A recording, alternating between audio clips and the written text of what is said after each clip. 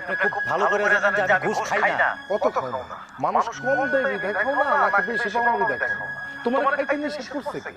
আর আমি আর কি ধরতাছে দুনিয়া তুমি দেখতাছো না? পরিবেশের সাথে যদি খাপ খাওয়াইতে না পারো, মনে রাখবে এই পরিবেশই একদিন তোমার লগে বিক্রি করবে। সংসারের জীবনে কোনোদিন সুখী হইতে পারবে না। এই হলো না বাবা। তার মানে আপনি, আপনার শালী, আপনার শাশুড়ি সবাই চাইতেছেন যে আমি ঘুষ খাওয়া শুরু করি। শোনো, জোর করে না খেলে কোনো দোষ নাই। কারো উপকার করার পর যদি সে খুশি হয় নিজ ইচ্ছায় তোমার কিছু দেয়, তাতে নিতে অসুবিধা কোথায়?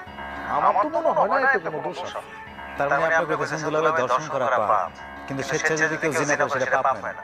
এই হলো আপনার দরবার। 20টা শুকনা খান আর ভিজা খান, 20টা কিন্তু 20টাই দুলাভাই।